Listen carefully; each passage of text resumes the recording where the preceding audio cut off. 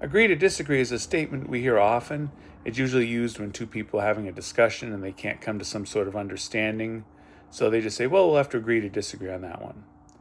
I have a friend of mine who really doesn't like the phrase because he believes that there's a right side and a wrong side, so figure it out. I kind of get it, but it depends on what the nature of the thing being, discussed is. Like if it's a fact, like I just watched Single White Female. It came out in 1992.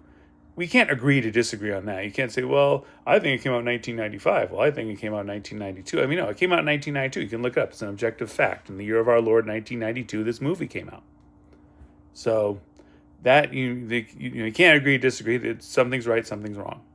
And opinion is probably the place where, where agree to disagree probably comes in the best, even though, again, it's not the best way to say it, but it's kind of like that understanding that you're just not going to agree and it's okay.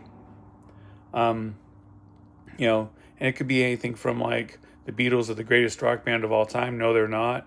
Or it could be something like, I think we need to raise taxes on the rich, or no, we don't. You can share your viewpoints on it, and at the end of the day, you might say, well, you know what, we're not going to really come to an agreement. We just see this differently, and you just go on being friends and just understanding there's this difference.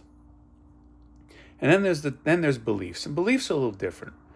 Like these are core viewpoints on how to live life. They could be religious, moral, strongly held morals, and those you can agree to disagree, or you can disagree or not see it the same way and still be friends, but it's harder because these are foundational worldviews, which differs them from opinions. They're kind of like a really, really, really important foundational opinions to a person.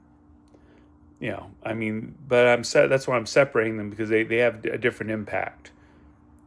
But the one that we really can't agree to disagree on is relationally.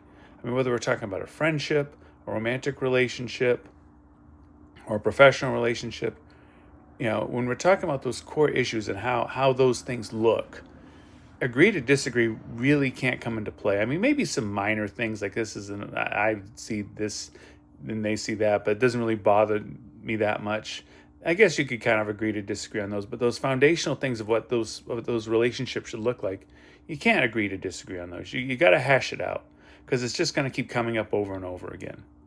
I mean, it's just going to keep being an issue until you figure it out. Figure out how to work with each other, how to understand each other, or maybe terminate the relationship if it's a large enough gulf.